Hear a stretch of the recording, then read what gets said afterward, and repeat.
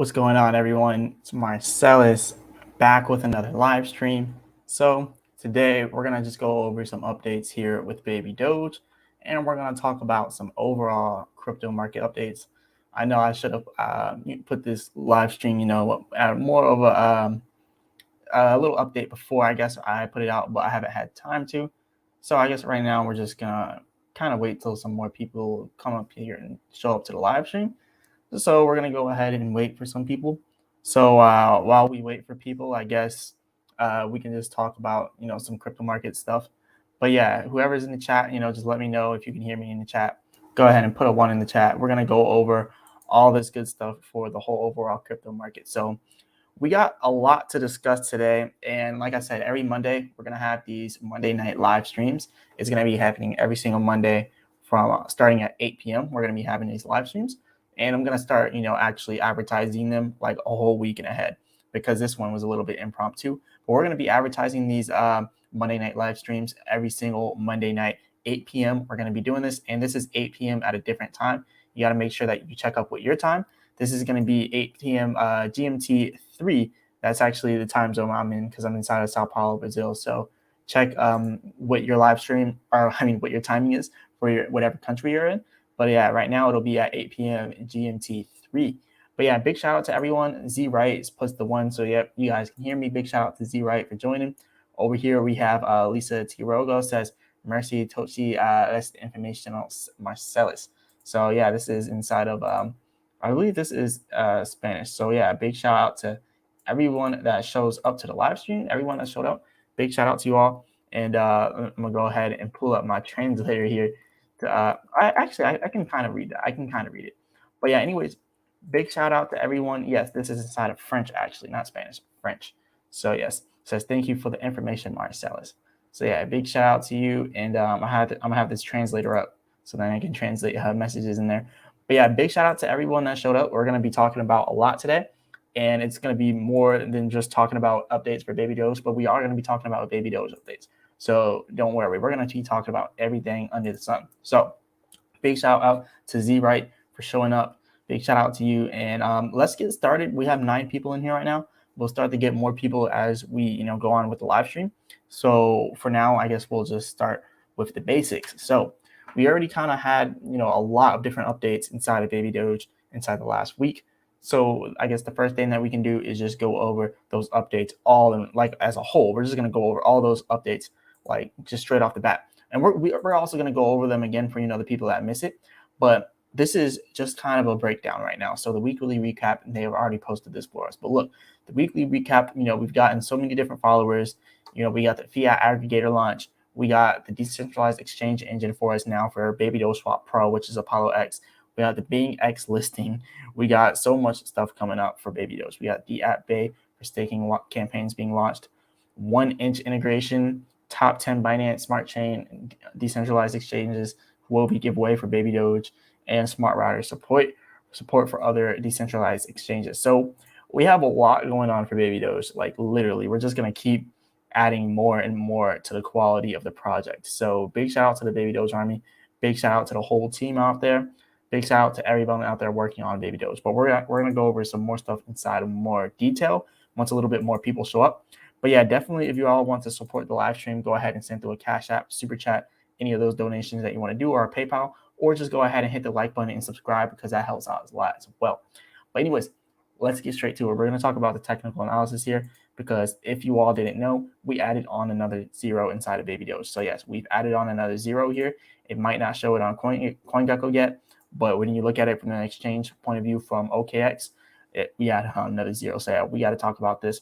But anyways, let's talk about this drop that we just now had kind of inside of Baby Doge, but the whole crypto market, is kind of going up right now, which is weird because, as the crypto market is going up, Baby Doge is simultaneously going down. Even though we're getting all these massive updates, we're still going down. So obviously, if you go over here and you look at CoinEx, it's going to show you a different price. If you go over here and you look over here at Gate.io, it's going to show you a different price. But then when you go over here and you look at the other ones, Huobi, all that stuff, they're all going to show you a slightly different price. But the price I like to go by is OKX because out of all these different exchanges, OKX is actually the biggest one, and they have the most money flowing through for Baby Doge. when it comes to trading views. So it's just the best one for me, in my personal opinion, to look at when you're looking at the technical analysis for Baby Doge, because it's kind of ahead of the other ones. It pretty much shows you where Baby Doge is likely to go with all these other exchanges. The other exchanges, they haven't really gotten this far yet. So it's kind of ahead of all those ones. And as you can see, we are down 4.1% inside the last 24 hours. And we've just been constant, sideways with our trading movement, which is crazy because we already had $2 million inside of our 24 trading volume, or 24-hour trading volume. We've had $2 million in volume, yet it looks like it's just straight sideways from there. It doesn't really look like we've done much growth inside the last week. It doesn't look like that at all because, it's just all these random movements. Whereas if you look at Bitcoin or anything else, you're having these huge spikes and these huge drops. Actually, you can see in the whole crypto market, it's following Bitcoin's path. But Baby Doge right now is not following it. And the reason why I'm talking about this is because typically when you see Bitcoin pumping and Baby Doge going down, typically you're about to see something big happen in Baby Doge. You're about to see a large influx of buying coming in for Baby Doge. You're going to see money flowing into Baby Doge. That's exactly what happened to us last January. If you look at it from December going into January, if you look at last year, you can actually see how Baby Doge was moving. Like as Bitcoin was going down, Baby Doge was going up. So this is kind of something that might actually happen for us again, because if you look at every single crypto, it's all following this path that Bitcoin's following. So it's all going down, right? Well, not necessarily going down, but it's all having this random spike and then a random spike downwards and another random spike upwards. But it's all the same pattern if you look at almost all of these cryptos. The only one that's really setting its own path right now is Baby Doge. Yes, there are other ones that aren't necessarily, following Bitcoin to a T, but you can see Baby Doge is on its whole other wavelength, like a whole nother path. It's like no other, actually. And if you want to scroll all the way down and look at it just from the perspective of looking at it from, I think it's like the top 140 right now, Baby Doge, or 160 if I'm not wrong. But yeah, anyways, you can actually see it, and it looks a lot different than all these other charts. You can even see it here. Like our volume is so weird, and we have this 10% tax on our coin, so it makes the selling like a lot less, and it also makes our volume look really weird. But overall, Baby Doge is still doing fairly well. And then on top of Baby Doge still doing fairly well, we're getting all these updates. So I think we're going to be good in the long term. That's just what I think personally. Big shout out to everyone who's showed up to this live stream. Let me know what you all want me to go over specifically in the chat. We're going to be going over updates for Baby Doge. We're going to be doing all that good stuff. If you want to donate, definitely go ahead and send a Cash App or Super Chat through the donations. Big shout out to everyone that joined the live stream. And go ahead and hit that like button and subscribe. But we're going to keep going with this. And over here, big shout out to MJS Fusion Deli, a.k.a. MJS Yogurt Time in Delhi. Big shout out to you. He says, hey, what's up? 805 South Burrito here. Big shout out to you. Big shout out to you. All right, so we're going to go over a few other things here with Baby Doge. So we kind of already talked about the volume and how we're just moving in such a different path compared to the whole overall crypto market. Like we're setting another path. So we're really setting up a pump here. And as everything starts to go back down with crypto, as we go into January, if you look at what happened last year, the same thing actually might happen again. So it's actually kind of crazy. So we're going to talk about the Bitcoin technical analysis and the Baby Doge technical. So we'll do the Bitcoin after, but what we really want to look at is what was Baby Doge doing back inside of January, and then what was everything else doing. And when I say January, I mean, yes, last year. So you can see back here, go from December going into January, boom, we had a huge pump here inside of Baby Doge, right? And then if you go over here and look at for Bitcoin, December going into January, we actually had a huge sell-off. So you can actually see it from here. December going into January last year, we had a pretty big sell-off for Bitcoin. We actually went all the way up here from about 50K Bitcoin all the way down to 35K Bitcoin. And that was that whole time that Bitcoin was doing that, Baby Doge was pumping the whole time. So you can see Baby Doge went down here from 8Z14 all the way up here to 8Z62. So yes, as Bitcoin was going down and pretty much breaking down and crashing, Baby Doge was going up that whole entire time. And the reason why this is so important, because you have to look at patterns. Like what happened last year around this time of the year could very well happen. Like the same thing could happen. And it might happen like that. Maybe it doesn't, maybe it does. Remember, I'm not a financial advisor, none of this is financial advice. Maybe it happens like this again, or maybe it doesn't. But what we do know is that our past performance could be a leading indicator to our future performance. So what we just now had happen in the past could be happening again. And we just kind of got to look at that, because there's always a possibility that we just have a random rise inside of the crypto market. And that's exactly what's happening now. Inside of Bitcoin, we went from 16.9K up to where we are now at 17.1K. That was way overbought. But as we're going into this new year, you could see something crazy like Bitcoin going up to like 20K, 25K, but then crashing all the way down. And then it's switching places, and then Baby Doge just rising up as Bitcoin's crashing, just like how it did last year around this time. So that's what I wanted to really point out there, because that's a really big indicator as to what we could be happening next inside of Baby Doge. But big shout out to everyone who showed up. Big shout out to Adam M. Adam M. Gotham says hi. Keep up the good work. Big shout out to you, Adam. A big shout out to My Fusion. Big shout out to everyone out there. So yeah, we're gonna keep going over this good stuff for Baby Doge. So the next thing that we really got to talk about, we've already kind of talked about the technical, not 100%, but we did go over a little bit of the Baby Doge technical, but we just now added on another zero, and that's something a lot of people didn't want to see. But you have to think about it. When you hit this resistance and you keep getting rejected at the same resistance over and over again, we're bound to continue to go down after that. Like, we could not stay above that 1225 area, that 1225 resistance. Like, we could not get above it at all. So now what you're seeing is that less demand area. That's a supply and demand area, and it's showing there's way less demand in that area. So now what we're seeing is a breakdown from that area. And we're also seeing here on the oscillator, the selling volume is now coming in. So now we're seeing more selling coming in for Baby Doge. So all in all, we are sideways moving, but you can obviously see here just large drops and then pumps, large drops, pumps over and over and over again. And another reason why this is happening, you kind of have to look at what's happening inside of our swap in general. Like, if you think about Baby Doge swap and what it's doing right now, like, lots of money is flowing through Baby Doge swap. So it's kind of going in and out, in and out. That's why you're seeing like these random pumps and these random sell-offs. And they're not that big of movements at all. They're really not big movements. But it looks like it's big because our volume is pretty low right now. So any move is kind of looking sporadic right now. But yeah, that's kind of how we're looking. But anyways, shout out to RCAA Ron Adventures and more. Big shout out to you. Shout out to everyone who joined. But we're gonna keep going over some other stuff here. So definitely stick around. Now, like I was saying, with us adding on the zero here with Baby Doge, there's always the possibility that we continue to go down. And we've already kind of looked at our supports here for Baby Doge. And I keep mentioning this over and over again, like the 9Z9 support. People are like, no, we're definitely going to continue to pump here with overall crypto market. But it's definitely not happening like that. I'm sorry to say it, but it's not happening like that. We had a 9Z9 support. We were bound to hit it at some point. And that's exactly what we did. Now, some people may be looking at this and be like, I don't like looking at the OKX exchange. But OKX, in my personal opinion, they're kind of ahead of the market right now when it comes to Baby Doge. Like, it's just, the price is just ahead of where it actually is right now. Like, yes, when you look over here at CoinGecko, it's going to tell you something different. It's going to tell you it's at 8Z1055, but it hasn't hit the 8Z9 area yet. So it kind of shows you that we're ahead of what we really think we are at. Now, if you look at other places, they're obviously probably going to tell you the same thing, but everything's going to be different. It's always like this with these tokens. There's always a different price somewhere else, but it's always going to be like this. But in general, when you look at it, Baby Doge is at 9Z9. We got to look at it for what it is.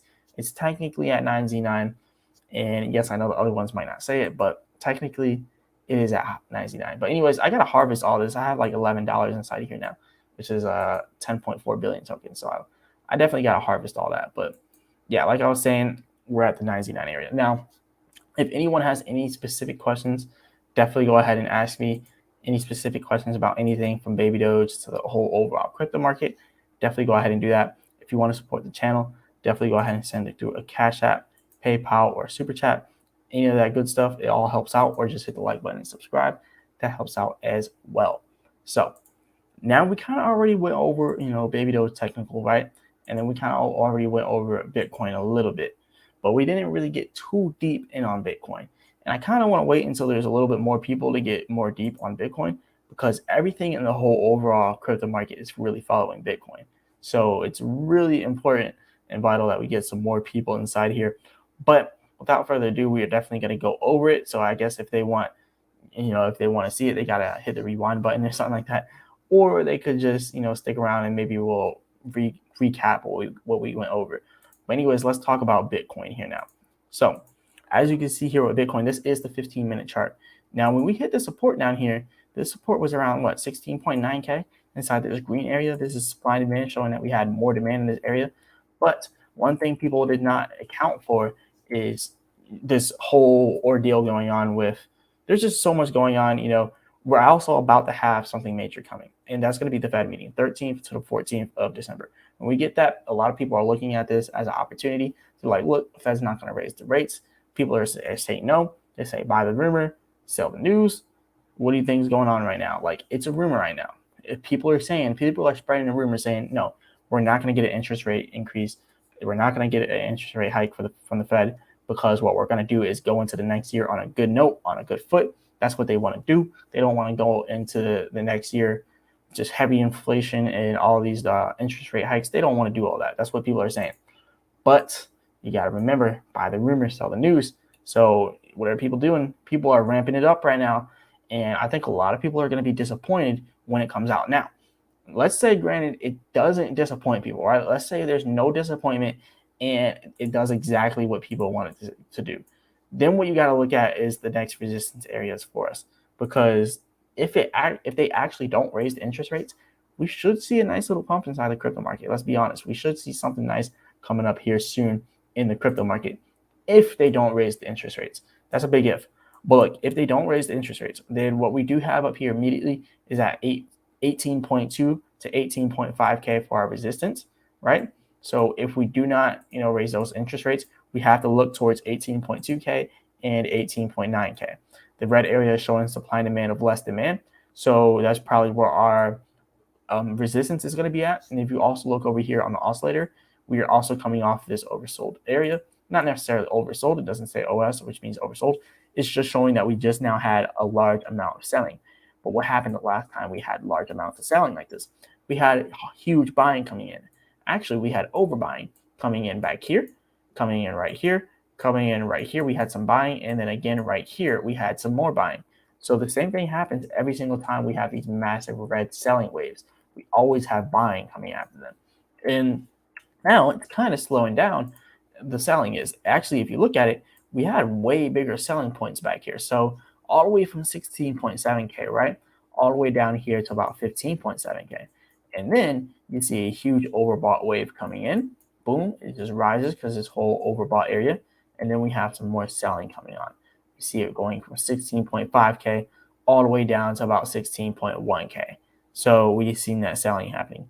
And then immediately after that, we see this huge overbought area, which is indicated by this. And then we had some selling, which is indicated by this area here. And then that's when we got the overbought area from here down at 16.7K all the way up to 17.2. And that brings us to where we are now. We just had this selling wave here. So we have two scenarios that could happen. One, we could do what we did back here where we had the selling wave, right? And then we had a little bit of a purchasing wave. Like we had the selling like this. And then it came into another purchasing wave. And then we had more selling, which then gave us the momentum to become even more bullish and continue to go up and made us overbought pretty much.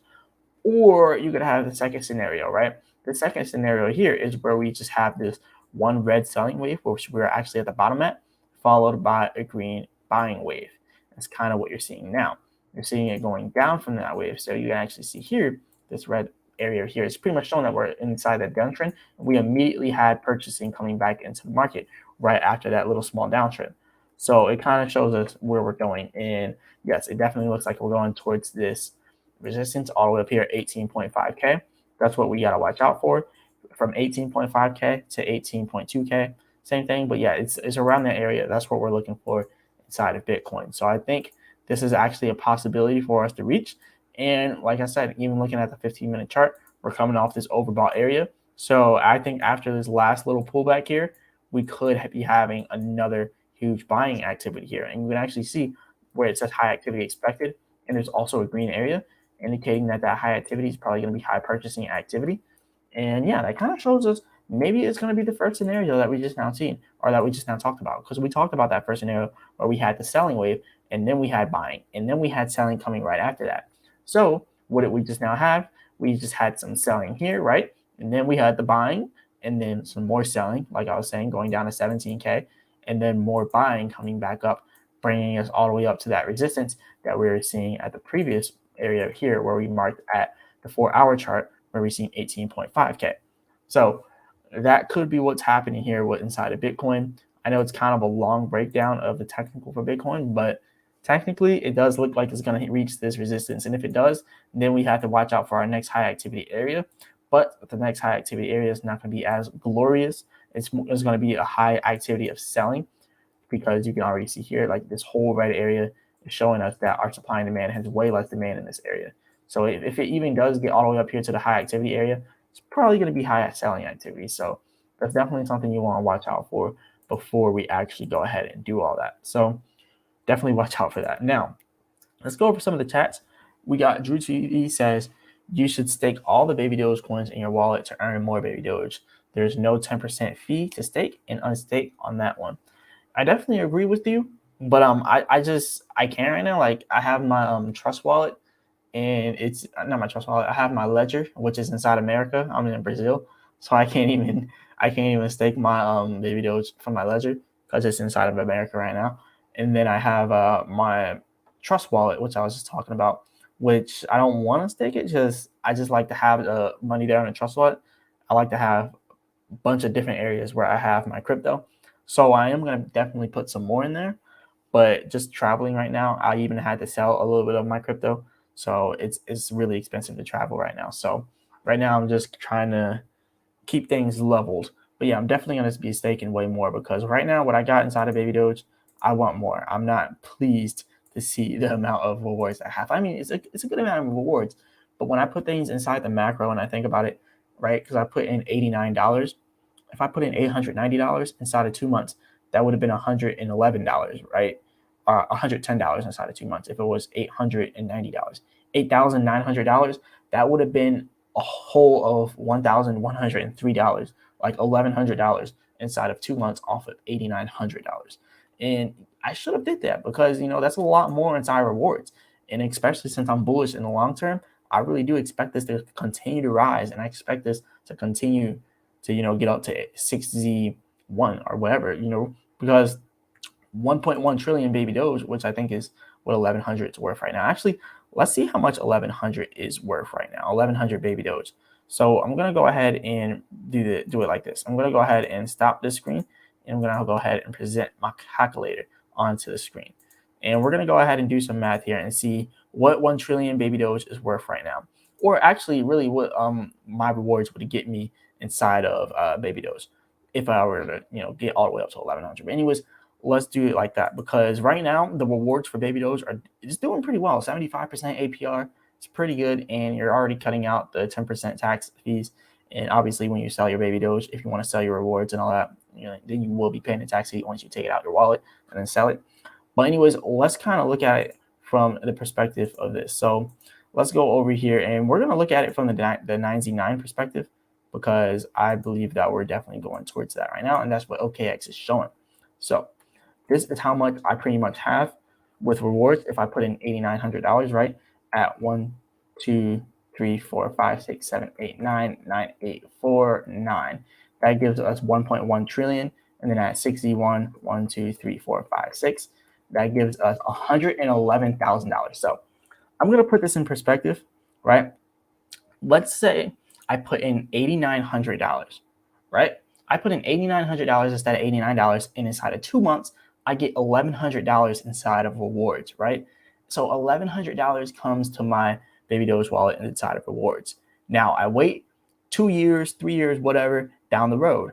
Now those set rewards are now worth $111,000. And that's the significance of staking, because it's just a huge benefit to you. And that's only if I put in $8,900, mind you that.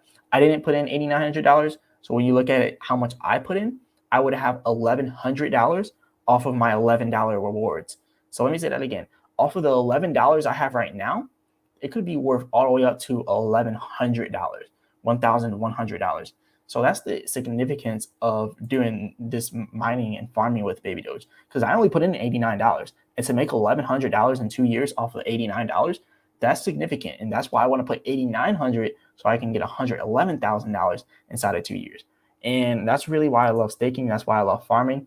It's because it's unlimited what you can get. That's why DeFi is the wave. DeFi is the way of crypto.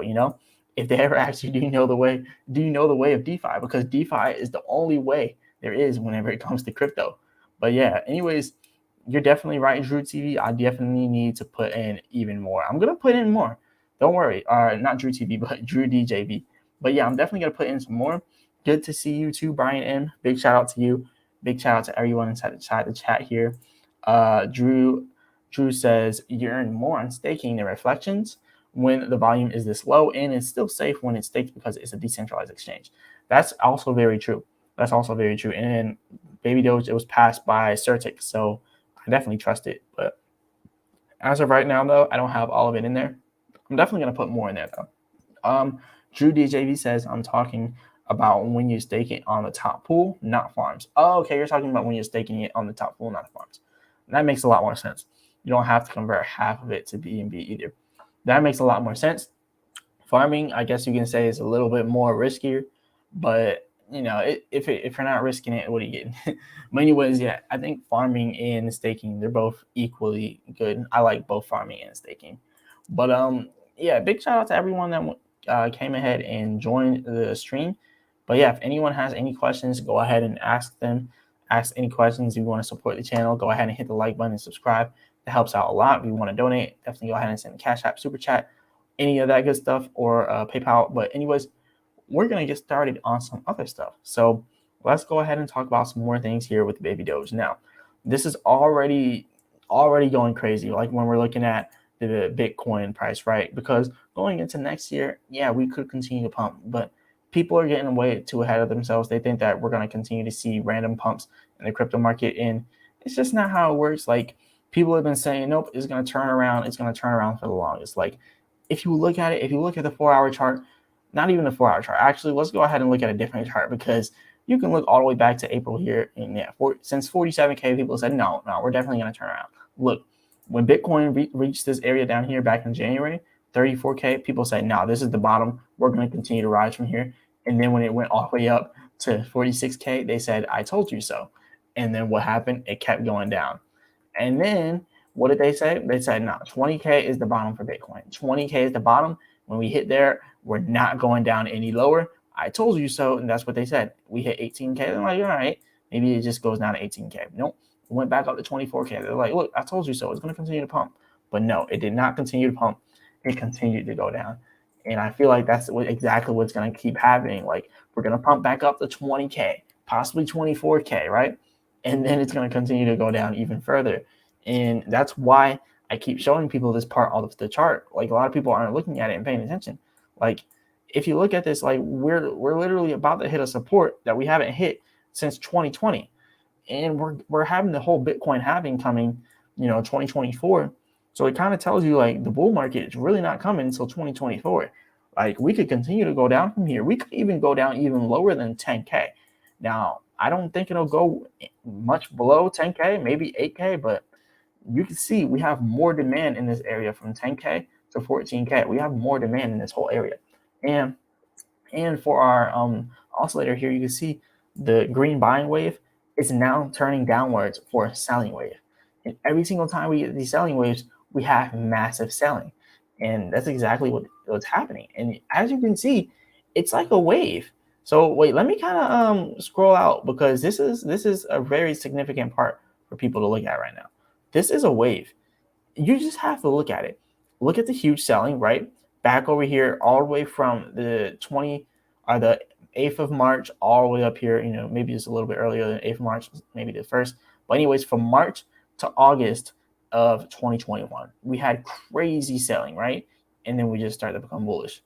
And then that bull market ended really quick. And then boom, we had even more selling. And we had this huge wave. Look at what happens on those red waves. And we had a little bit of buying. Then we had a huge red wave. Look at what happened on that red wave. Then we had a little bit of buying that we're seeing now. What's about to happen now? Another huge red wave. So I'm really expecting this to go down to 10K. I'm just gonna say I called it because a lot of people don't think that it's gonna get down that low, but I personally think it's gonna get down that low, and a lot of people are gonna be really, really upset. But we haven't been here since 2020, and the fact that the reason why this is so significant is because Bitcoin it comes in a cycle, it comes and goes in cycles. Not even just Bitcoin, but crypto in general. The Bitcoin halving is coming in 2024, but when you look back here, back at 2020, when we finally reached this area here in 2020, we just had massive growth from 2020, like late 2020, all the way into 2021. We had massive growth, and we haven't really pulled back that far since then. We haven't pulled all the way back to that same level, and I believe that's the level we're either going to stop at, or we may go a little bit lower below it, like where it was before. If you look at that, around 5K, I know it's kind of crazy to say, but yeah, 10K Bitcoin is not far-fetched. A lot of people think it's far-fetched, but 10K Bitcoin is not far-fetched whatsoever. Like, I still believe this can go all the way down to 10K. But hey, let me know what you all think. Let me know if you think it's going to go all the way down to 10K, because a lot of people don't think that. But I guess I could be wrong. I could be right. But anyways, like I said, I'm not a financial advisor. None of this financial advice. But we just got to show the truth here, because, people think that it's just going to start the pump going into the next year. Like, yes, we could see that pump. And technically, when you look at it, yes, it does show that there is going to be a pump possibly going into 2023. But how long is that pump going to last? Is it going to be a big pump, or, no pun intended, is it going to be a little pump, right? It's looking like it's going to be a little pump. So that's what we're looking at right now when it comes to Bitcoin. It's not going to be a major pump. But anyways, let's see what we got in the chat here. We got ET says, I hope it does go down so I can load up on Baby Doge. Yeah, same here. I'm not opposed to it going down, actually. I really do want it to go down. And actually, when you look at Baby Doge, like, we're nearing a really low area, like 9Z7. Like, a lot of people, they don't want it to go down that low, and a lot of people will sell out if it goes down that low, like 9Z7, 9Z5. But when they sell, we're going to be buying. But the problem is, does the main, purchase, or the buyers of Baby Doge, does the main core of Baby Doge army sell out because it goes below a certain point? That's the only thing I'm scared about. Like, I know the project can survive and withstand, the waters of the storm, or whatever you want to say, but can the people of Baby Doge, like, can the Baby Doge army hold strong until the next bull market? Because 2024, when you look at it from a technical standpoint, 2024 is the next Bitcoin halving. So going into 2024 will be the next bull run, if you really want to look at it from a technical standpoint. So can the whole of Baby Doge army withstand a whole year worth of pain? And the reason why I'm saying this is because we're not just going to see, straight drops all the way down until 2024. Like, we're not going to see something like that. Because, like I said, Bitcoin going into next year could pump and then dump, and then Baby Doge could be pumping right after that, just like how I did last year. Look at it, just check it out. Going from, I showed this before all the new people, look at it here, going from December 2021 all the way up to January 2022. You see exactly what happened. Baby Doge was pumping that whole time. But then whenever you look at Bitcoin, right, and you see what Bitcoin was doing that whole time from December, right, all the way into January, it was going down that whole time. So going into next year, going into January of next year, which is like in a month, we're going to see Bitcoin probably having an increase in price. And then we're going to see it going down. And then we can probably see Baby Doge going up after that.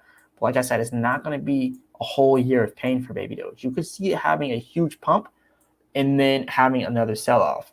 So ultimately, I think 9Z7 or 9Z5 could quite possibly be the bottom for Baby Doge.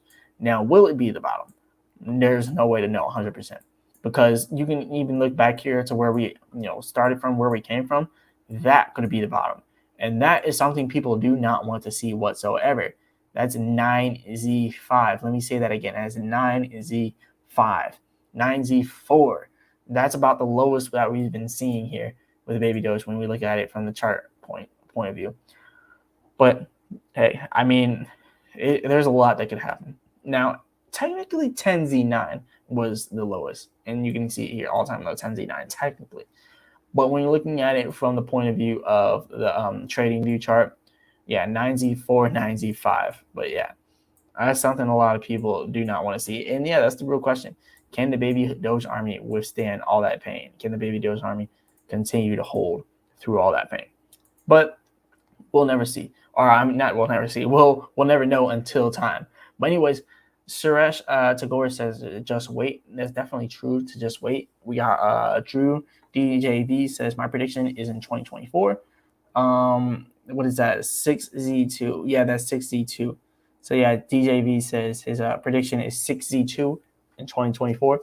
Yeah, I would definitely say sometime 2024 because that's going to be the bull market. Like that's going to be prime time for every single crypto.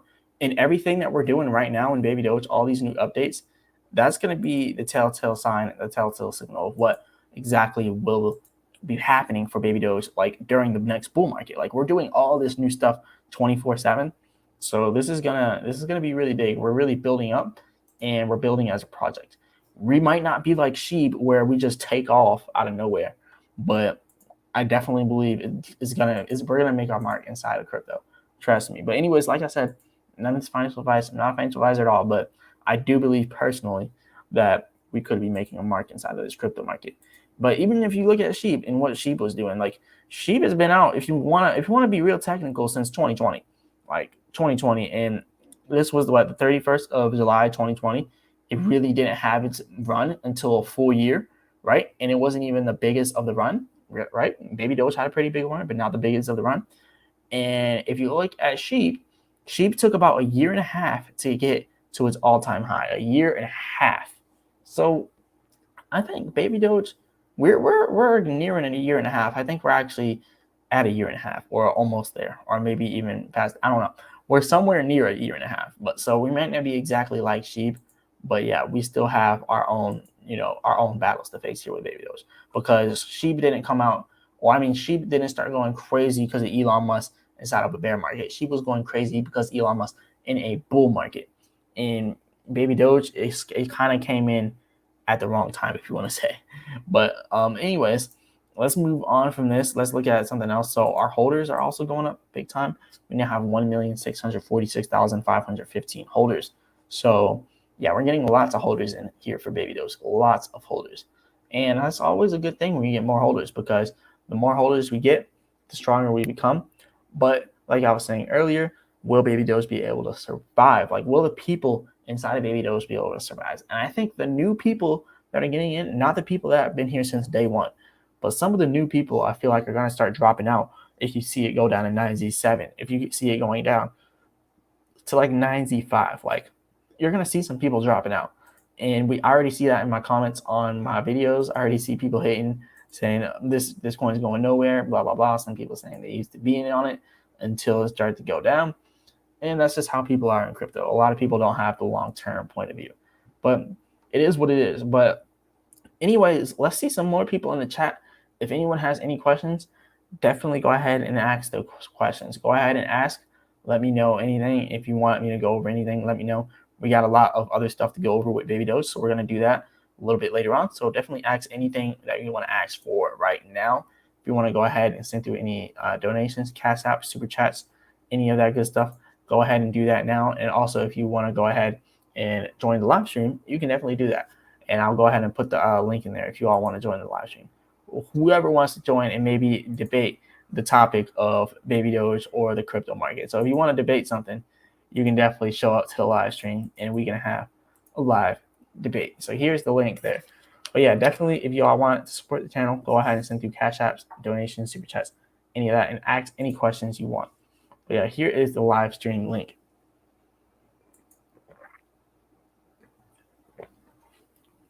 And I guess also, since we got some people in here, I want everyone to let me know, should we do a live stream every Monday night? Or should we do a live stream every day? Or should we do one every other day? I want to know. I want to see what people would prefer, because I could continue to do these every Monday and then, trying to get a video out every day for Baby Doge. I know I haven't been consistent with that because I've been traveling. But anyways, yeah, let me know what you all would prefer. And yeah, definitely go ahead and hit that like button, subscribe too. We got over here, Firat Kondur says, we support Baby Doge for sure. All right, yeah, I definitely support Baby Doge a lot as well. So I can definitely agree with you on that. I want to see how many people, though, will stay when we start to go down inside of this crypto market. We got down here, what do you say here? It says once a week for live streams. That's what Epic Gaming says. So, yeah, we got one person saying once a week. So I'll definitely take that in consideration because that's pretty much what we're doing now. So I can definitely keep doing the Monday night lives. So Monday night live at 8 p.m. GMT 3 time. But yeah, I can definitely keep doing that. Let's see, anyone else have any suggestions? And I guess as y'all are coming up with some suggestions, we're gonna go over a few other things here with Baby Doge. So this is something else that we need to talk about. There's a lot to discuss with all these updates that we're getting. But for this one particularly, it says this: we have updated our smart router. When using our smart router on Baby Doge Swap, it will find automatically the best asset price searching through PancakeSwap, BuySwap, and ApeSwap. So this is good because a lot of people who are new to DeFi, they don't know how to buy crypto. They don't know how to buy stuff on DeFi. And that's definitely true because I remember when I first started using PancakeSwap, I didn't know how to use it. I didn't know how to use PancakeSwap at one point. And then when I learned, and then just when you learn how to do one DeFi app, you pretty much learn all of them. It's pretty much all the same, just different blockchains. So you learn one of them, you pretty much know all of them. So me personally, I've never used, like, there's a lot of different blockchains I've never used, but I could just hop on there and then breeze right through it because once you use one of them, it's like using all of them. Some of them may be a little more difficult to navigate because of the user interface, but still, I definitely like that they just now did that update because it'll help a lot of new people inside of crypto. But here is the next thing that we want to talk about here. So over here, the burn tracker is coming. So another thing, a lot of people, they're so big on burns. All they want is burns. That's all a lot of people talk about is burns. So here it is, the burn tracker that everyone's been asking for. So now we have this burn tracker coming in. So whenever that is 100% live, we will definitely be talking about that. But for right now, you can see what you need to see, I guess, here. But I need to put a lot more inside of here because I don't think that the amount I have is useful right now. It's just not useful. Like, I want way more than just $72 in there. It wasn't $89. I want way more than that. But anyways, moving on from all that stuff. So burn tracker comes soon, and the fiat aggregator, we already know we got that live. Google Pay, Apple Pay, all that good stuff. And that's what I'm saying, like, this is the type of stuff that's going to get us new people into crypto or new people into Baby Doge because a lot of people, they don't know how to use all these different fancy apps. They don't know how to use DeFi apps and all that stuff. Like, I don't know. Fiat Condor says, I really like your streams. You're doing great, I can say. Big shout out to you, Fiat. I thank you for that. I'm going to keep doing these streams, and I'm going to be more consistent with them. Mr. C says it just needs some massive burns and continue to update. That's definitely true. I think with more burns, people will be more likely to join. The only problem is the more burns we do, the less rewards we get on Baby Doge Swap. So the rewards won't be as large. But I guess it's a good trade-off so then we can actually increase in our price even more. But yeah, it's a little bit of a trade-off. But yeah, I think it'll entice more people to come into Baby Doge the more burns we get. And more updates as well to Baby Doge Swap will also help. So yeah, that's definitely something that we need to continue to do here in Baby Doge. Now, as for the next thing here, so I want to show this because this is important. Like, look at what Baby Doge Swap is doing right now, right? Rank 140. Not a few days ago, but last week, Sheep was all the way down at rank 205, and now it climbed in rankings all the way up to rank 160 on DeFi Llama. That's $25.67 million locked inside of total value. In the last 7 days, 28% in the last 7 days for Sheep. Sheep was popped, and then 34% in the last month. Baby Doge at rank 140 is down 4.48% in the last 7 days, up 12% in the last month. 29.85 million market cap. Now, the reason why this is so important because you have to kind of watch what Sheep is doing. Like, Sheep has been doing so many updates to their whole metaverse thing, their game. Like they just have been doing a lot of stuff like that. And they haven't necessarily been focused on Shiba Swap as a whole. They're really focused on Shiba Inu as a whole is what they're focused on. And they're not too focused on Shiba Swap. They're focused on Shiba Inu as a whole.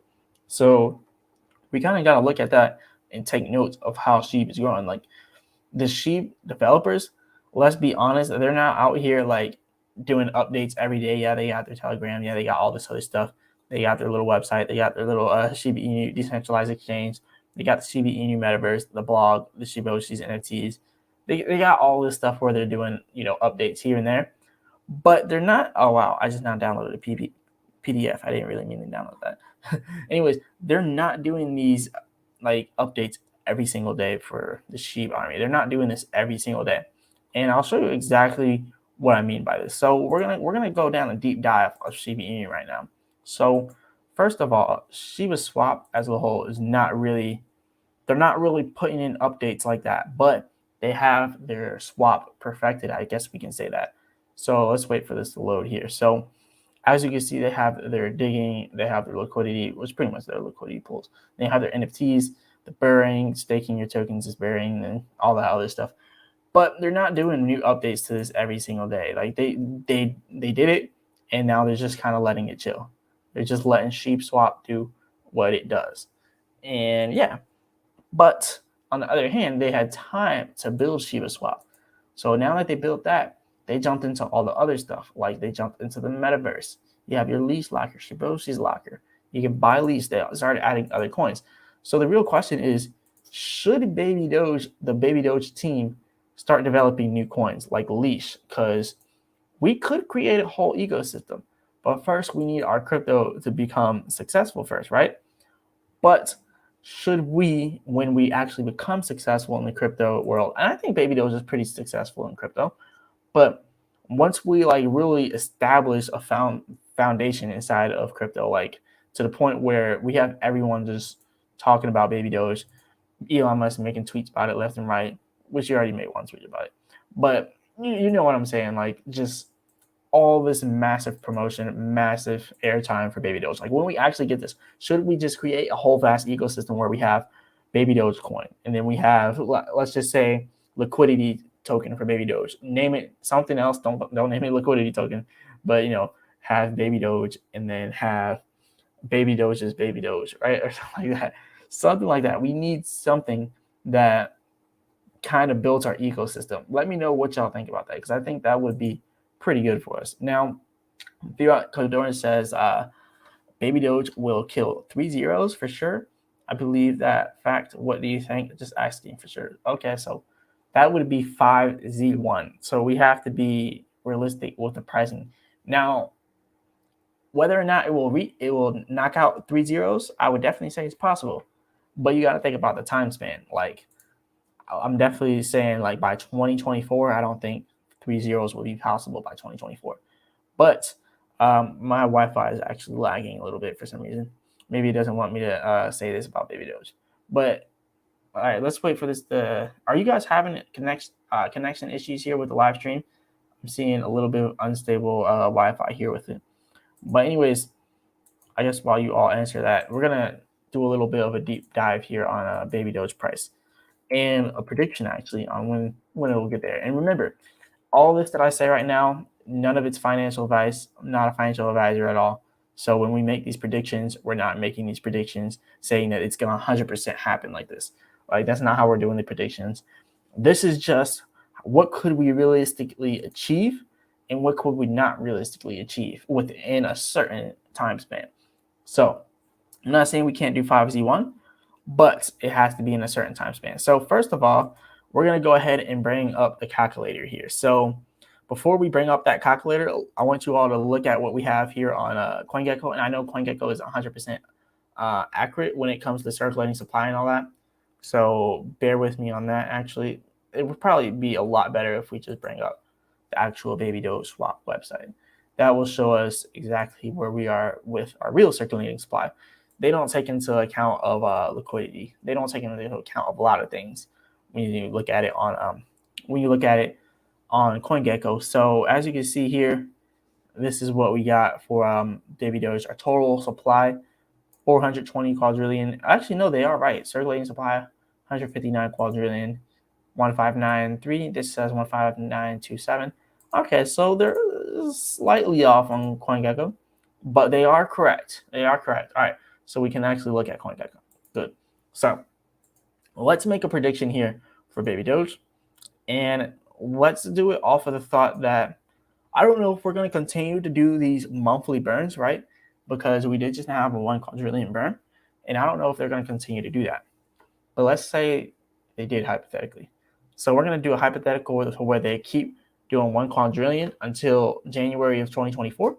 And then we're going to do a hypothetical of if they don't do 1 quadrillion burn until 2024, right? First, we'll do if they do a 1 quadrillion until 2024. So we're going to be looking at where would our market cap be by 2024. We're not going to look at 2025 and all that. We're just going to see where could we get to by our next bull market, where we have our next Bitcoin halving. So that's what we're going to do here now. So first things first, I'm going to bring up the calculator, and remember that number, 159 quadrillion. That's where our circulating supply is. So let's bring up this calculator. So I'm going to go ahead and present this to the screen really quick. Bear with me here. We're going to go ahead and get this calculator up. All right. So yeah, here's the calculator. All right. So let's do some math here. So first things first, we're going to go ahead and take our 159 quadrillion Baby Doge, right? And we're going to be doing this prediction for 159 quadrillion Baby Doge. So take that 159 quadrillion, paste it here, and let's say we get 1 quadrillion every single month. And let's start it on January 2023, going to January 2024. What could we achieve from January 2023 to January 2024? Now, let's do it like this. And actually, I think it'd be better if we do by the end of January, because the Bitcoin halving is in January, but it's going to take some time for it to start ramping up. So let's do it a 2-year span here, because I definitely think inside of 2 years, 6Z1 and eventually 5Z1 could be possible. But let's see for a 2-year time span. So that is 24 quadrillion, hypothetically speaking, if we do 1 quadrillion every single month, which we most likely are not going to do 1 quadrillion every single month and not stop it, because, you know, they like to stop the burns for some reason here and there. But let's do it like this. Before we go over that, Drew DJV says, have you seen the compare coins featuring on CoinGecko? It's on the menu. You can check any coin's price if it has market cap of any other coin you choose. Talking about compare coins. I'll definitely look at that. We'll look at that after we do this prediction here. But yeah, we'll definitely look at that after this. All right, so 2-year time span minus 24 quadrillion coins. So let's just say we're burning 24 or 1 quadrillion every single month for 2 years. So this is million, billion, trillion, quadrillion. So that gives us 135 quadrillion. Now let's account for the burns for our for the swap, and also account for the burns for purchasing and selling Baby Doge, all those burns. So these burns, they typically don't do much. Let's be honest. These burns, they're not huge burns. And let's just say 10 quadrillion would be burned by then, because they're not big burns unless we have very high volume, right? So 10 quadrillion, maybe some low volume, 20 quadrillion, high volume. Let's just give it the benefit of the doubt and say we have very high volume, and just say 20 quadrillion is being burned automatically within 2 years. So this is million, billion, trillion, quadrillion. That's 20 quadrillion. That gives you now 115 quadrillion coins. Now, let's multiply 115 quadrillion. First, let's take and copy this number so we don't forget it, and we can do a bunch of different scenarios. I know you said 5Z1, that's what we got over here, because killing 3 zeros is 5Z1. But let's talk for 6Z1, and then we'll do 5Z1, because then it will put things into perspective when we look at it from the perspective of 5Z1. So first, let's look at 6Z1. So if we were to get to 6Z1 here, right, what you would pretty much have to do is multiply our circulating supply by the end of 2024. And this is what we could possibly have by the end of 2024, 115 quadrillion multiplied by 6Z1. That would give us 11.5 billion market cap. Now, mind you, we're having the Bitcoin halving 2024. And then by the end of the 2024, this is what we could have. Remember what Dogecoin did at its peak. Dogecoin hit 90 billion. Shiba Inu hit like 50 billion, and many others have done a lot. So this is 100% possible. By the end of 2024, 6Z1, that's 6 zeros and a 1, 11.5 billion market cap is 100% possible.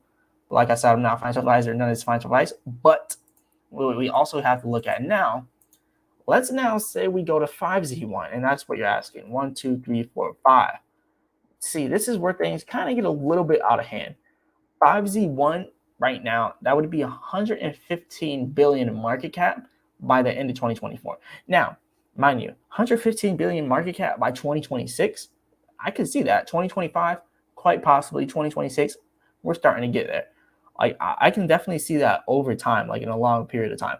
But by the end of 2024, I don't know if we could actually do that, right? But this is the road to 100x though, because 100x is really just going to bring us to 6Z1. So we're not even really looking at 5Z1 to 100x. Like so 5Z1 is like a 1000x from here, which is possible over a long period of time. But right now we're looking at 100x. So yeah, when you say 5Z1, not 2024, not by the end of 2024. So we got that part of it out of the way. Now, I also want to kind of show you something else because there's a lot of other, let me go ahead and take this screen down and bring back my other screen so I can kind of show you, put things into perspective to show you where we are in the overall crypto market. So when you look at things inside of the realistic point of view, like you look at Ethereum. Ethereum's at 153 billion inside of market cap. Do you think Baby Doge could be 30 billion below Ethereum? That's pretty much what this comes to.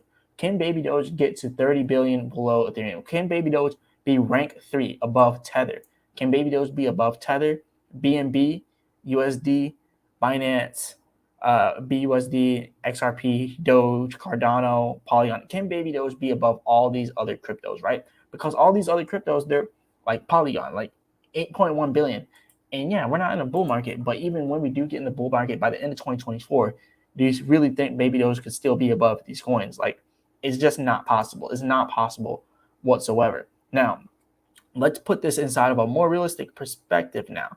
So let's just hypothetically say, all right, we're not doing as many burns as we want to, right? Let's just say we're not doing as many burns as we want. Let's just say we only get 12 quadrillion burned manually, right, by the end of 2024. And then let's just say another 10 billion burned manually or automatically by the end of 2024 as well. So just to kind of put that into perspective, by the end of 2024, manually we've burned 10 quadrillion, and then automatically we burn 10 quadrillion. So that's 20 quadrillion. So first things first, we're going to take that 159 billion that we were talking about before, and that's our 159 quadrillion, not billion.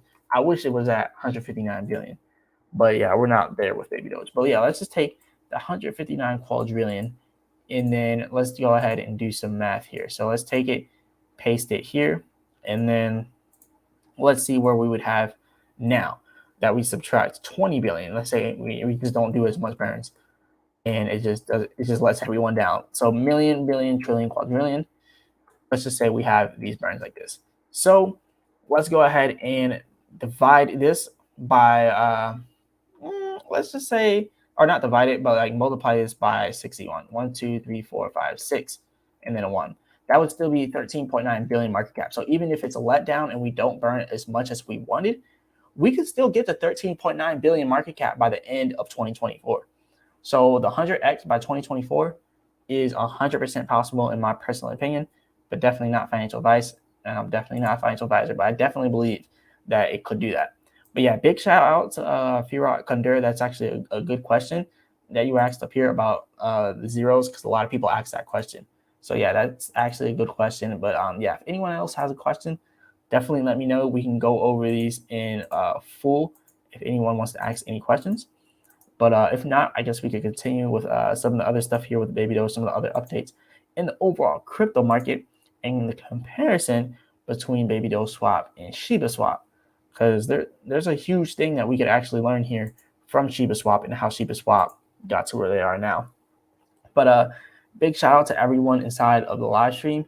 We are now officially at the 1 hour mark. So if anyone wants to send through any Cash Apps, Super Chats, or PayPals, or just hit the like button and subscribe, that would be greatly appreciated. It takes a lot to do all this, but if anyone wants to support the channel, definitely go ahead and do that. And we're going to go ahead and move on to some of the other stuff. Big shout out to everyone inside the live stream. Big shout out to everyone that joined. But moving on to the next thing here, though. Let's talk about Shiba Swap a little more. So, like I was saying, they got Leash, they got Bone, they got Sheep. I think that we need to create another token, but I think this other token needs to be created once we can actually pass 1 billion in market cap. Because we already got past 1 billion in market cap before, but we need to do that again. And then on top of that, we need to hone in on the metaverse like Sheep's doing, right? Because when you see your competition, sometimes you gotta copy your competition. You don't have to reinvent the wheel. You just gotta add a new addition to it. So I think that we could learn a lot from Sheep. So yeah, maybe creating a metaverse and making it playable and making people actually want to play it and actually want to buy land in it, which we are in the process of doing. And then also creating more tokens that are part of the Baby Doge swap ecosystem, because that will then increase Baby Doge's value over time. And then also, updating, well, we already update the community a lot with Baby Doge, but I think we need more AMAs, I guess. They actually help out a lot. They bring people together. But yeah, we need more communication. Sheep, on the other hand, they don't, like, their developers don't have that much communication or as much communication with the team as Baby Doge. So that's something we do better than Sheep. But their ecosystem is kind of impeccable. They're kind of making a big ecosystem. They got the Shiboshi's Club. They got a lot of stuff inside their ecosystem. And yeah, it just makes for a good community. Now that we kind of got the comparison of Shiba out the way, we also have to look at their Shiba swap. Like Shiba Inu, like as a whole, like their whole ecosystem is pretty good. But when you look at Shiba swap, they have Bone, they have Leash, they have Sheep. Like there's a lot that Shiba swap is doing behind the scenes. And just the fact that they have a whole ecosystem of coins, like it makes them a whole lot better than a lot of other projects. Over here, Drew DJV says 50 quadrillion supply by 2024. I guess that could happen. If that happens, hypothetically speaking, then we would only need a 5 billion market cap to get the 6Z1, and then a 50 billion market cap for 5Z1. So yeah, if that happens, then that would definitely be nice to see. GBJV also says with massive volume, that's easy. Oh yeah, with massive volume, that's possible. Definitely with massive volume. But like looking at our volume right now, that's kind of how I did the analogy. But yeah, our volume right now is really bad. But when we get in a bull run, we'll definitely have a better volume. I remember when Baby Doge had a $90 million volume. Like I remember those $90 million volume days. Like I was literally seeing billions on top of billions for my reflections, and it was like 2 billion a day, $1 billion a day. Like yeah, I definitely agree with you. With massive volume, that's really easy. And yeah, those days, just seeing those huge reflections, 90 million in market cap, or not 90 million in market cap. It was 90 million inside of trading volume and like 1.5 billion in market cap. It was crazy, and that's fully diluted market cap, by the way. But getting off Sheep though, well, let's get to the overall crypto market, because this is kind of where some of the juicy stuff comes up. Now, like I said, if anyone wants to support the chat or wants to support the channel, definitely go ahead and super chat, Cash App, all that good stuff. We haven't seen any super chats today, so if anyone wants to, definitely go ahead and do that. It's getting really late, so I might close the stream soon. But yeah, if anyone wants to, definitely go ahead and support the channel. But we're going to talk about some overall crypto market stuff here, because there's a lot to unpack. Now, I know you all probably heard this because it's fairly new, but yeah, this is exclusive. So the U.S. Justice Department is split over charging Binance as crypto world falters. So yeah, they're trying to charge Binance, but some of them don't want to charge them, and some of them do. So anyways, it says some DOJ prosecutors, and when they say DOJ, they mean U.S. Department of Justice, believe evidence justifies filing charges against executives, including the CEO, which is CZ Binance, as he calls himself. DOJ officials have discussed possible plea deals with Binance's attorneys. So plea deals are being discussed already. So Binance, they're kind of looking at it like, okay, we might be guilty of these. So they're trying to get ahead of it. If they're already having their attorneys discussing plea deals, they know they're guilty of something that they're trying to get ahead of. And it's probably got a lot to do with FTX. Now, Binance is under investigation for possible money laundering and criminal sanctions. And, this is just getting worse and worse. Criminal sanction violations. So if Binance goes down, this is not going to be good for crypto. And this is not going to be good for Baby Doge. Baby Doge is built on the Binance smart chain. Do I believe Binance will go down? No. But what if Binance has a FTX situation and Binance goes? If Binance goes, see, this is why it's so vital for crypto projects to create their own blockchain. Like, that's why I kind of wanted to talk about the whole SHIB thing. Like, SHIB's doing its Shibarium. Like, they're like, all right, forget Ethereum. Like, we need Shibarium. We need to do our own thing. But I truly believe, like, if we can migrate over to our own blockchain, right? Still have the Binance Smart Chain, but just migrate a majority of the Baby Doge to our own blockchain. Like, that's what we 100% should do. Like, if Binance goes down, we are screwed. Baby Doge is done if Binance goes down. We're built on the Binance Smart Chain. Like, if Binance goes down, Baby Doge will literally no longer be. So this is a reality, because Binance, you already seen what happened to FTX. Just imagine if FTX was like, all right, we're going to make our own blockchain, and then you have the FTX chain. Just imagine if FTX chain was huge, right? If FTX chain, they're like, look, our own blockchain is here. Now we're just going huge. Like, just imagine if all these projects built on top of the FTX chain. Like, just imagine what this would have did to the crypto market. Now imagine the same thing happening to Binance. Imagine how this would be. Like, you already seen what happened to FTX. FTX completely fumbled. It's honestly, it's no longer valid. Like, FTX as a whole is done for. It's completely done for. Like, look at I can't even criticize FTX at this point. Like, it's too easy. It's way too easy to criticize FTX. Like, it's completely garbage now. It's completely trash. But imagine if it was a different scenario, right? Imagine if it was FTX chain. It was like, look, no Ethereum, no Solana, no being built on anything else, only FTX chain. And then all these different projects build on FTX chain, and it becomes as big as Binance. Like, that would have been terrible for the crypto market. But if this happens to Binance, this will be detrimental to the crypto market, not just terrible. So we're going to have to see. We are going to have to see.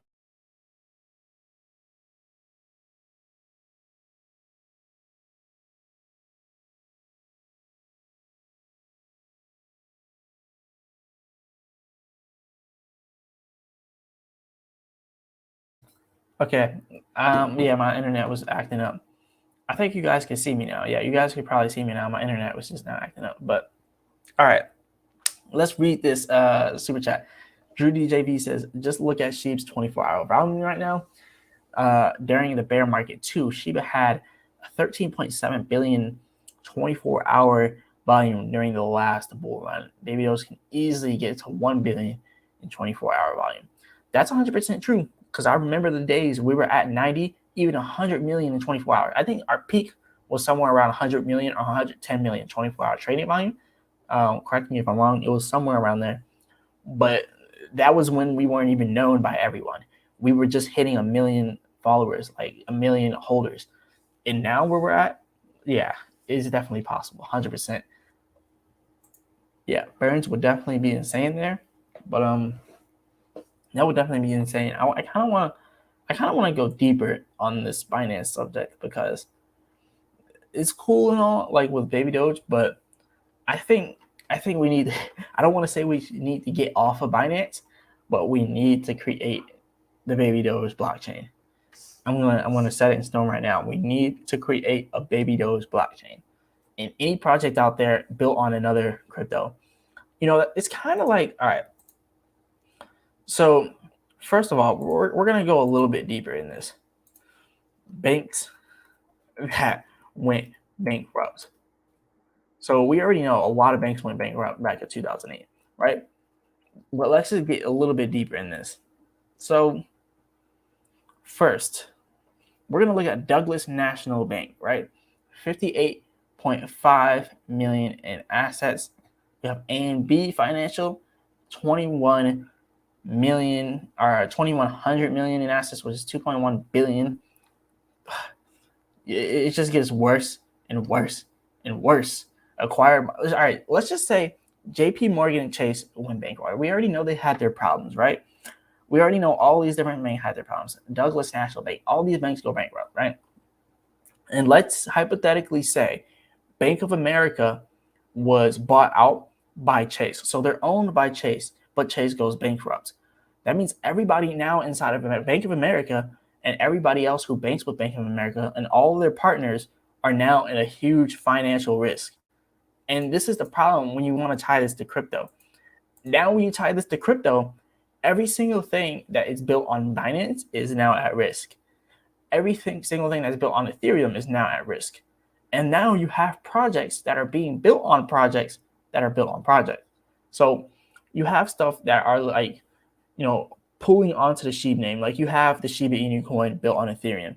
And then you have the SHIB Army coin built on Ethereum, but it's built based off of Shiba Inu reflections. And then you start to have this whole ecosystem that could literally be taken down if Ethereum gets taken down. Obviously, Ethereum is probably not going to go anywhere. But you see what's happening to Binance. One of the top cryptos went down. FTX went down. Like we had Luna. Luna went down. Anything built on Luna went down. Like anything around that was built around Luna went down. Like this is so easy that could happen to Binance. If Binance goes down, everything's going down with it. Everything on the Binance Smart Chain, that is. So this kind of puts things into perspective. And then if Binance goes down, people are going to look at Ethereum. Like, what if something like Ethereum happens? Now, Ethereum is DeFi. Is completely DeFi. It does have, some people on the board like making decisions and stuff, but it's not a bank. It's not an exchange. It's a crypto. Now, Binance, it's built around an exchange. So all it takes is for the exchange to go down or for the CEO of the exchange to go down for Binance to completely go to waste. And I don't want to sound like I'm spreading FUD, fear, uncertainty, and doubt, but I like to look at the reality of things when you think about it. So there's always a possibility of that happening, which also brings me to my next point of why I don't put all of my money in on anything. Like I remember Drew DJV, you mentioned I should put all my baby doge on staking. Now, granted, you could do some things where you stake for a certain period of time, or where you farm for a certain period of time. And obviously, you can take it out when you want. But then there's other things where you're locked in. Like, I don't want to lock my money in for a certain period of time, and then something bad happens, and I need to take it out. So that's where I'm going with that. But yeah, I definitely think that we should do our own blockchain because all this troubles with all these different exchanges is getting crazy. But let's keep going over this. So, as it says, Binance says it has no insight into the inner workings of the U.S. justice system. They're pretty much saying we don't know why they're saying we're money laundering. That's all they're saying right there.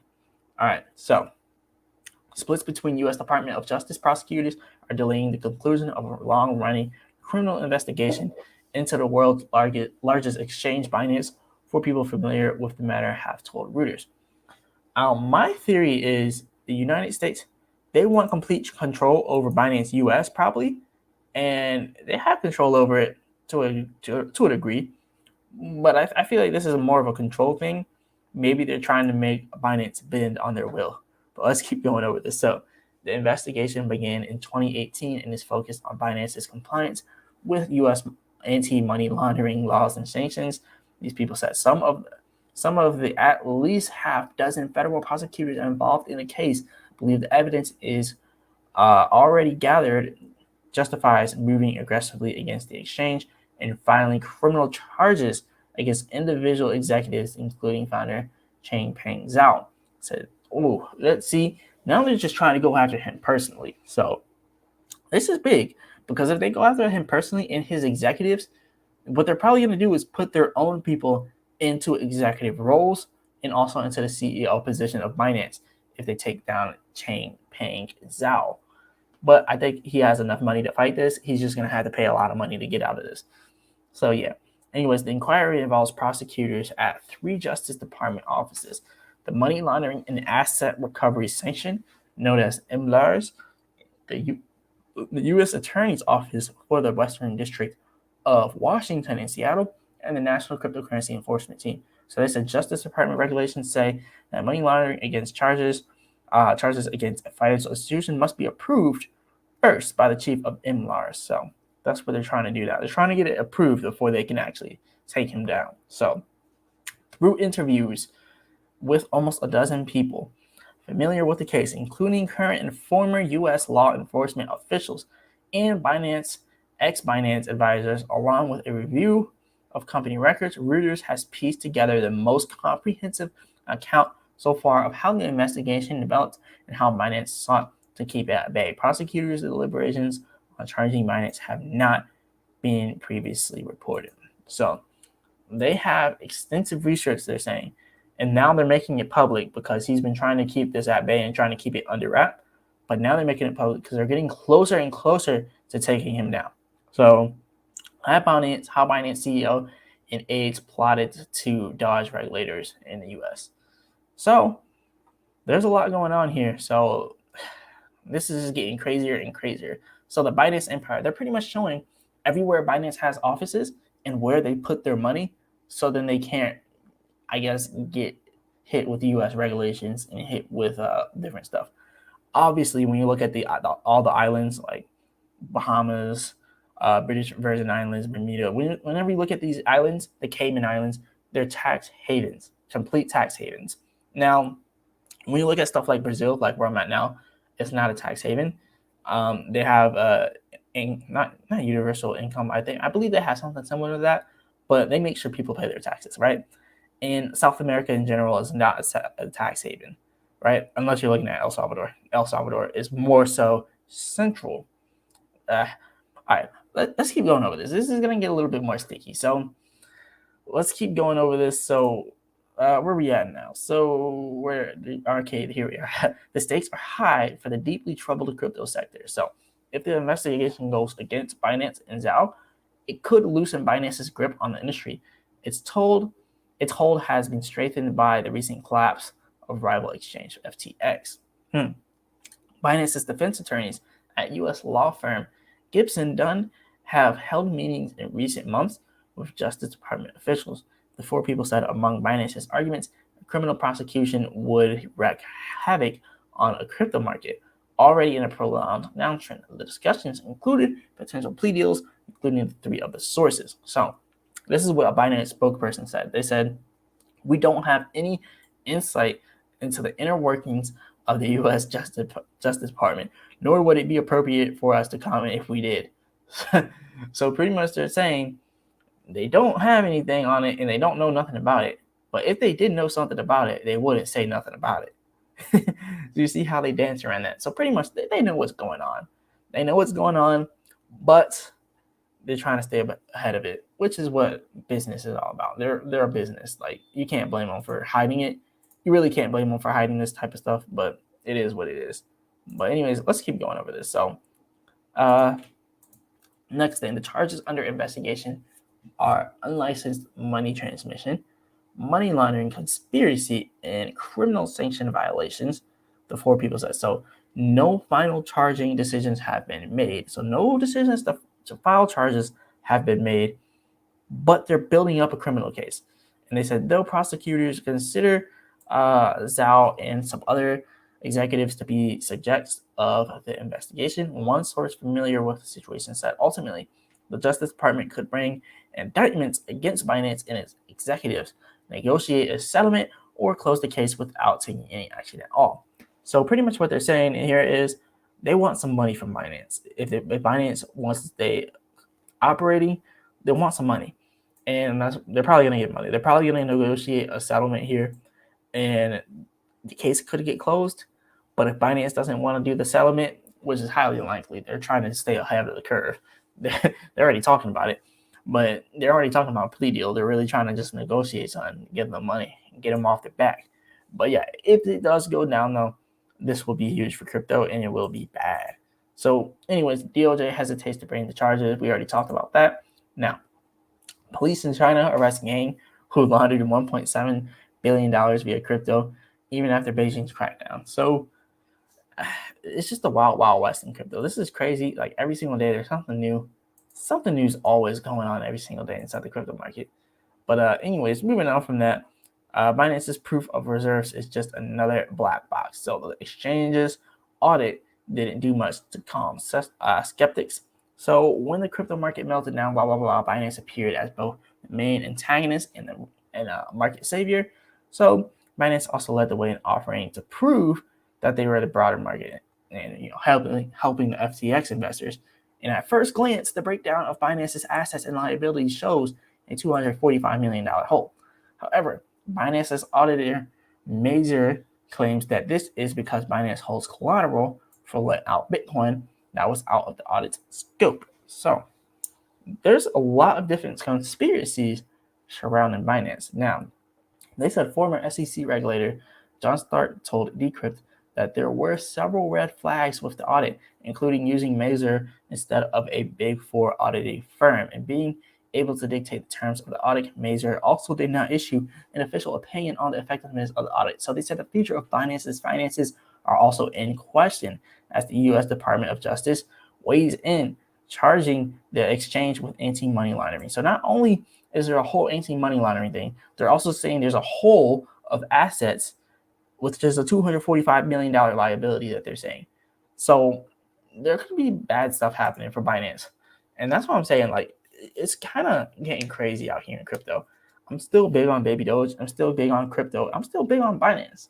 But it's getting really crazy out here. Like, it's starting to look like Bitcoin, like everybody's saying, is the way to go. If you want to hold a majority of your money somewhere, Bitcoin is obviously the way to go if you want to hold a majority of it. But if you want to hold all your money inside of one thing, you never want to hold it all in one thing, not even Bitcoin. Yeah, this is just getting crazy. But anyways, Maple Finance's $54 million of sour debt shows risk of crypto lending without collateral. So now there's another DeFi lending platform that is doing this without collateral. So Maple Finance, the largest unsecured crypto lending platform, is grappling with a debt crisis while gearing up for a major system upgrade. The project's NPL token has plunged, and depositors are likely to stomach big losses. So another major thing going on. Here's how it happened. We already kind of already know how it happened. Like it's the same thing with all these different crypto exchanges, and now we're starting to see it with some DeFi stuff out there. But anyways, the biggest takeaway is here: the source that represents 66% of the total outstanding in Maple's 4 active lending pools. So up here it says $36 million of loans have defaulted, with another $18 million in distress. And yeah, they didn't have the collateral to back any of that. And now they're also saying down here, with some of the biggest borrowers acknowledging they were devastated by the spectacular collapse of Sam Bankman-Fried's FTX. So with that happening, Maple's native token NPL has tumbled 50% over the period of time. So this is like what I keep saying inside this whole crypto space. Like, you never want all your eggs in one basket, and that it's just the moral of the story. Like, the more you hold inside of one crypto, the more you're at risk for just bad things to happen completely. But anyways, big shout out to the Baby Doge army. You know, we're still doing good. As you see, just some random large increase in the price right here inside Baby Doge just happened. But yeah, we just have these random sporadic movements inside of Baby Doge. But not whenever you look at it from the perspective of OKX. If you look at it from all the other exchanges, it still shows that we're out like 10Z11. So yeah, it's just a lot different when you look at it from other exchanges. But anyways, that's pretty much what we got for that part of the video, or part of the live stream, if you want to say that. But anyways, definitely hit the like button and subscribe, everyone. We've been on this live stream for an hour 24 minutes. I'm gonna go ahead and close it out now. But big shout out to everyone that joined the live stream. Definitely hit the like button and subscribe. If you have any questions, let me know inside the chat now before we close out, and I'll answer any questions that you all have. If you want to support the channel by sending in a Cash App donation, Super Chat, PayPal, any of that good stuff, definitely go ahead and do it. I'm going to check the Cash App, though, to see if anyone sent anything, because I have not checked the Cash App yet. But yeah, no one sent anything through Cash App, or don't want to send anything through Super Chat, but that's all good. Just hit the like button and subscribe if you all want to support it. But yeah, big shout out to everyone. But yeah, ask questions. If anyone wants to join the live stream, I'm gonna go ahead and drop this link right here, so then you guys can join if you want to have a topic of discussion or a debate on all this craziness in the crypto market, or if you just want to talk about Baby Doge, we can do that as well.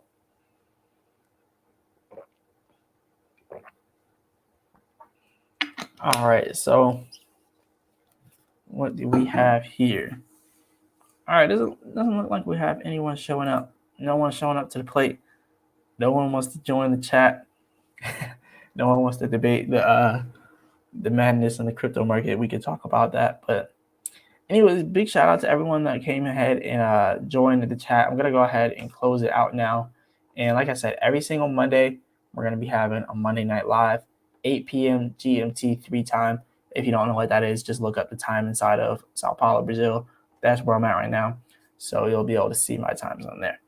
But I just had to burp there. Anyways, shout out to everyone. We're going to go ahead and close out the live. And like I said, every single Monday night, we're going to be doing this. So big shout out to everyone. And we're going to go ahead and close with this right here. So